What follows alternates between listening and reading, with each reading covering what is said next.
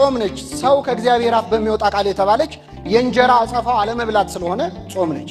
ሰው ከእግዚአብሔር አፍ በሚወጣ ቃል የተባለችው በጾም ጭምር እንጂ በመብላት ብቻ አይኖርም። ሰው በጾምም ጭምር እንጂ ማለት ነው። ጾም ከእግዚአብሔር አፍ የወጣች ቃል ነች። አትስረቅ፣ አትግደል፣ አታመንዝር፣ በሐሰት አትመስክር ከማለቱ በፊት እግዚአብሔር አትብላ ነው ያለው። ዕፀ በለስን አትብሉ ነው ያለው አይደል? ከእግዚአብሔር አፍ የወጣች የመጀመሪያይቱ ሕግ ቀዳሚት ሕግ ጾም ነበረች። ስለዚህ ሰው ስለበላ ስለጠጣ ብቻ አይደለም ከእግዚአብሔር አፍ የወጣችውን ሕግ ጾምን በመጾምም ጭምር ነው የሚኖረው። ጥልቅ ነች ጾም፣ ብዙ ነገር አላት። ቤተክርስቲያን ጾምን በፍቅርን የምታይ እማ ለጸሎት ይላታል ማሪሳ። የጸሎት እናት ነች ጾም። የምን የጸሎት እናት። ሰው በፍስክ ጊዜ ነው በጾም ጊዜ ነው የመጸለይ ዝንባሌ ያለው። ብዙ ጊዜ ክርስቲያን ከመብላቱ በፊትም በኋላም መጸለይ ያለበት። ግን ብዙዎቻችን ካረሳ ነው እንኳን ብዙ ሰው የሚጸልየው የትኛው ነው? ከመብላቱ በፊት ነው። ባዶ ሆድን ሲሆን ትጸልያል፣ ትዝ ይላል፣ ስትጠግብ ትረሳዋል። ጾም የጸሎት እናት ነች። እማ ለጸሎት ወእህታ ለአርምሞ የዝምታ እህት ነች። ሰው ሲጾም አፉ ይዘጋል። አፉ ዝግ ሲዘጋ ደግሞ በጣም ብዙ ኃጢአት ይቀራል፣ ያንደበት ኃጢአት። ወነቃ ለአንበ የእንባ ምንጭ ነች። ሰው በጾም ወቅት ሲጸልይ መንፈሳዊ ስሜት ይሰማዋል። ሌላ ቀን የሰማው ቃል እግዚአብሔር ያላስለቀሰው ልቡን ያልነካው ይነካዋል። ወጥንተ ኩሉ ገድል ሰናይ የመልካም በጎ ሥራ ሁሉ ምንጭ ነች። በሌላ ስፍራ ደግሞ ታጸምም ኩሎ ፍትወታተ ዘሥጋ የሥጋን ምኞት ሁሉ ምን ትላል? ጸጥታ፣ ዝሙትን ያጠፋል። ጾም ከሚጾም ሰው አፍ እሳት ይተፋል ይላል አባ ጊዮርጊስ። የሚጸልይም አይኑን ይወጋዋል። ስለዚህ ጨንቆታል ሰይጣን ወዴት እንደሚሄድ። ችግሩ ሲፈታ እኛም አብረን እንፈታለን። ከዚያ ይላል ወንጌሉ ተመልሶ ሲመጣ ቤቱ ተጠርጎ ያገኘዋል። ይህን ጊዜ ጓደኞቹን ጠርቶ ከፊት ይልቅ ሌሎች 7 አጋንንት አብረው ይገቡበታል። ለዚያ ሰው ከፊት ይልቅ የኋለኛው ይከፋበታል ይላል። ከዚህ ሰውረን እግዚአብሔር። አሁን ግን በዚህ ሰዓት ዐቢይ ጾም ማለት ሰይጣን የት እንደሚሄድ ጨንቆታል። ቢያንስ ጸጥ ብለናል፣ ተረጋግተናል ከሌላው ጊዜ በላይ። ጾም በጣም ብዙ ጥቅም አላት። ሌላው ጾምን ከረሃብ አንጻር ማየት የለብን። አንዳንድ ሰው ጾምን ረሃብ አድርጎ የሚረዳ ሰዋል። ደስ የማይለውም አለ። ቅድም ሲነገር ነበር አጽዋማት ይቀንሳሉ። በፊት አዲሶች ነበሩ፣ አሁን ደግሞ ሌሎች መጡ ጾም የሚቀንሱ። በአንድ ወቅት መግለጫ አውጥተው ታስታውሱ ከሆነ በማህበሩ መልስ ተሰጥቷልና አጽዋማት ሲቀንሱ ምንድን ያሉት? የሐዋርያ ጾም መጾም ያለበት 12 ቀን ነው አሉ። ለምን? ተራቀው ሞተዋል። የነነዌ ጾም ስንት ቀን ነው የምንጾመው? የነነዌ ህዝብ ስንት ነው? 120 ሺህ ነው። ስለዚህ ሐዋርያት ጾም 12 ቀን ከሆነ የነነዌ ጾም 120 ሺህ ቀን መጾም አለበት። ላለመጾም ሰበብ ፍለጋ ማለት ነው። በዛ እርግጥ ብዙ ነው፣ ጾም ብዙ ነው። ይሄን ማመን አለብን። በቁጥር እኮ ብዙ ነው። ከዓመቱ የሚበዛውን እንጾማለን። ወደ 8-9 ወር እንጾማለን። ምናልባት 8-9 ወር ስል አንዳንድ ሰው እንዴ አልደመርኩትም ነበር ለካ ገለውናል እንዳትሉ አለ። በቁጥር ከሆነ ብዙ ነው። ግን ቤተ ክርስቲያን ያበዛችው የምንራብበትን ጊዜ ሳይሆን የምንጠግብበትን ጊዜ። ጾም የሥጋ ረሃብ ነው፣ የነፍስ ግን ጥጋብ ነው። እያበላችን ነው ቤተ ክርስቲያን። እናት እንዴት ነው ልጅ እየተነጫነጨ እችን ብቻ ጉረስና ከዛ በኋላ ይበቃል ትላለች አይደል? እያረሳሳች እችን ብቻ ትላለች። ቤተ ክርስቲያንም አሁን ተፈታ፣ አሁን ደግሞ ተያዘ እያለች ጾም ማለት ነው እንጂ እንደዛ ነው የምትወደው። ቅዱስ ዮሐንስ አፈወርቅ ይላል አንድ ሰው አንድ ቤት ተቆልፎብህ ሳትበላ ሳትጠጣ ከርመህ በጣም በረሃብ ቆይተህ ስትወጣ ትልቅ ሕንፃ ይሰጣል ቢባል ይስማማል አይስማማም? ሕንፃ አረኩት ኮንዶሚኒየም ይሰጣል ቢባል ይስማማል አይስማማም? ይስማማል። ምክንያቱም እየራበውም ቢሆን የሚያስበው ምኑን ነው? መንግሥተ ሰማያትን ለመውረስ ሰው ዕድሜውን ሙሉ ቢጾም ያዋጣል ያዋጣል? ለዘላለም ሕይወት ማለት ግን ቤተክርስቲያን አቅማችንን ስለምታይ ምን ያህል ለጾም እንደምታደላ የምታውቁት። አንድ ሰው በጽኑ ደዌ የተያዘ ሰው መድኃኒት የሚወስድ ሰው እንዲጾም አይገደድም ታውቃላችሁ። ግን የሚሞት ከሆነ እስኪሞት ድረስ ይጹም ይባል። እስኪሞት ይብላ አይደለም የሚባለው፣ ይጹም። መንፈሳዊት ቤተክርስቲያን ነች እና ሐዘን ለአብዳን ይላታል ቅዱስ ያሬድ። ጾም የሰነፎች ሐዘን ነች፣ ወትፍሲት ለጠቢባን የጠቢባን ደስታ ነች። ሰነፎች ጾም ያስጠላቸዋል። ገና ጾም በገባ በአንድ ቀኑ ሊፈታ ስንት ቀረው የሚል ሰው አለ። ሐዘን ለአብዳን ማለት ነው ለጠቢባን ደስ ተደስቶ ለመጾም እግዚአብሔር በቸርነቱ ይርዳል። እንዴት ብንጾመው ነው እግዚአብሔር ደስ የሚለው? ይህን ልናገርና ያበቃል። እግዚአብሔር ብዙ እንዲህ አድርጋችሁ ጾሙ ብሎ ተናግሯል። በነገራችን ላይ ጾም ያስፈልጋል አያስፈልግም የሚለውን ጥያቄ ክርስቶስ አልመለሰውም፣ ዘለለውና ስትጾሙ ብሎ ነው የጀመረው። ምን ስትሉ? መቼስ መጾምማ እሱ የታወቀ ነው አለ። መጾም ያስፈልጋል አያስፈልግም እሱ የክርስቲያን ጥያቄ አይደለም። ስትጾሙ አለ አፈጻጸሙ ላይ ነው እንጂ ውይይት ያደረገው ራሱ አስፈላጊነቱ ላይ ጥያቄ ነው። ስትጾሙ እንደ ግብዞች አታውልጉ፣ ለታይታ አታድርጉት፣ ለተሪዮ አታድርጉት አለ። በሌላ ስፍራ ደግሞ ስለ ጽድቅ የሚጾሙ ብፁዓን ናቸው። ስለምን? ስለ ጽድቅ። ሰው በብዙ ምክንያት ሊጾም ይችላል። ለውዳሴ ከንቱ ሊጾም ይችላል እንደ ግብዞች። አጠገቡ ያሉት ሁሉ እየጾሙ እሱ ሲበላ ሆዳም እንዳይባል አፍሮ የሚጾም ሰው ሊኖር ይችላል። ለቁጠባ ሊጾም ይችላል። በምሳው የከበረ ይሏል የኛ መጽሐፍ።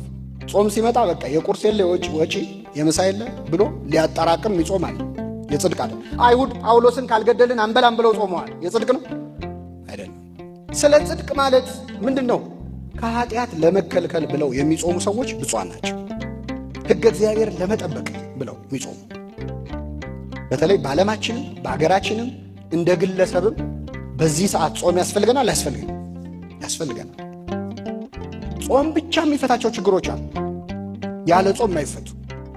እዚህ የማቴዎስ 17 ላይ ጌታችን በታቦር ተራራ ያደረገውን ክብሩን የገለጠበትን ታሪክ ታውቃላችሁ። እሱ ታሪክ ላይ ከታች የተጻፈ ብዙ ጊዜ ትኩረት የማይሰጠው የወንጌል ክፍል አለ። ጌታችን ወደ ታቦር ተራራ ስንት ደቀ መዛሙርት ነው ይዞ ሄደው? 3። ስንት ይቀራሉ መሬት ላይ? ሂሳብ ላይ ችግር አለ እንዴ? ስንት ሰው ይቀራል? 9ኙ በጣም ጭንቅ ላይ ነበሩ። በነገራችን ጋኔል ያለበት ልጅ ያለው ሰው ልጁን አምጥቶ ማነው ደቀ መዛሙርቱን ፈውሱልኝ አላቸው። ስንት ሆነው? እምቢ አላቸው። ለ9 ጋኔሉ እምቢ አለ። ሌላ ቀን እኮ አጋንንት በስም ተገዙልን እያሉ ደስ እያላቸው መጥተዋል፣ ለክርስቶስ ነግረውታል። ያን ቀን ግን ጋኔሉ እምቢ አለ። ስንት ሆነው? ግን ይሄ ጋኔል ደግሞ ክፋቱ ምን መሰላችሁ? ደንቆሮና ዲዳ ነበር ይላል። እየሰማችሁ ነው? አይሰማም፣ አይናገርም። ምን ማለት መሰላችሁ? የት ነው ያዝከው ስትለው አይሰማም። ውጣ መች ነው የምትወጣው ስትለው አይመልስም። ለ9 ተሰቃዩ። በኋላ ጌታችን ከዚያ ተራራ ወረደ። ሲወርድ ሰውየው ሄደና ጌታ ሆይ ልጄን ጋኔን ይዞታል፣ በጨረቃ ይጥለዋል። በምን ይጥለዋል? ማታ ማታ ይነሳበት። አንዴ ወደ እሳት አንዴ ወደ ውሃ ይጥለዋል። ወደ ደቀ መዛሙርትህ አመጣሁት፣ ሊፈውሱት ግን አልቻሉ። ቢቻልህስ ልጄን ፈውስልኛል። ምን ቢልህስ? አይገርም? ክርስቶስን ቢቻልህስ ይባላል። ተማሪዎቹ ካቃታቸው ያው መምህሩም እንደነሱ ነው ብሎ እኮ እግዚአብሔርን ያስናቅነው እኛ ነን እኮ። እኛ ስላቃተን ያቅተዋል የሚሉ ሰዎች አሉ። ቢቻልህስ ልጄን ፈውስልኝ። ቢቻልህስ ትላለህ፣ ለሚያምን ሁሉ ይቻላል። ጌታ ሆይ አምናለሁ አለማመኔን እርዳው። አምናለሁ አለማመኔን እርዳው ማለት ምንድን ነው? አምናለሁ በጽንሰ ሐሳብ ደረጃ፣ ግን እምነቴ ብቁ ስላልሆነ አለማመኔን እርዳዋል።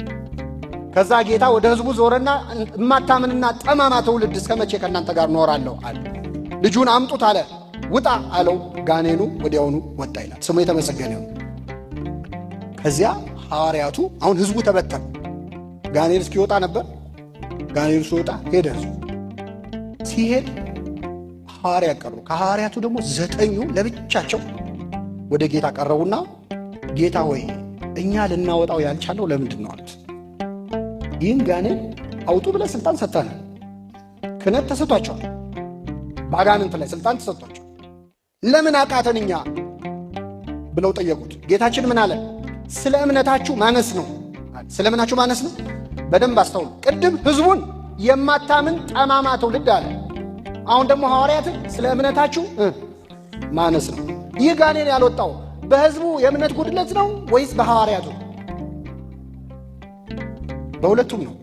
ግን ልብ አድርጉ፣ ክርስቶስ ደቀ መዛሙርቱን ለብቻቸው እምነት የላችሁም ማለት፣ ሕዝቡን ለብቻው እምነት የለህም ማለት። እኛ ብሎ ምንድን ነው የምናደርገው? እኔማ ስልጣን ሰጥቻቸው ነበር፣ መች ይጠቀሙበታል? እምነት ይጎላቸዋል፣ አይረሙም ብሎ ሕዝቡ ፊት ሐዋርያቱን ባዋረደ ነበር። እንደዚህ ዘመን ቢሆን ኖሮ ካህናት ሲሰደቡ ሕዝቡ ደስ ይሏል። አሁን ጳጳሳት ሲሰደቡ ደስ ይሏል። ምን አባት አለ ሲባል ደስ ይለዋል። ትናንት ከትናንት ወዲያ ተናደው የተናገሩ ሰዎችን ቪዲዮ እየወሰዱ አይደል አሁን እያሰሙን ያሉ። ሲኖዶስ ሲሰደብ፣ አባቶች ሲሰደቡ ደስ ይለዋል። ችግሩ እኮ አባቶች ላይ ነው ሲባል ሰው ደስ ይለዋል። ክርስቶስ ግን እንደዚህ አላደረገም። ችግር ነበረባቸው፣ አዎ ነበረባቸው፣ ግን ሕዝቡ ፊት አላዋረዳቸው። ሕዝቡን ነው የወቀሰው። ሐዋርያቱ እምነት ቢጎላቸውም እንኳን እናንተ እምነት ካላችሁ ይህ ጋኔል ምን ይል ነበር? ይወጣ ነበር። እምነት የላችሁም ብሎ አባረራቸው፣ ሸኛቸው።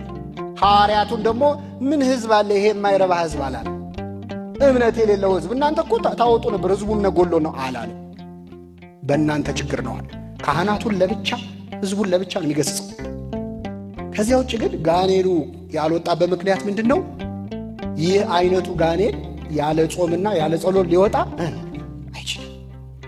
አንዳንድ ጋኔል አለ ያለ ጾም ያለ ጸሎት የማይወጣ።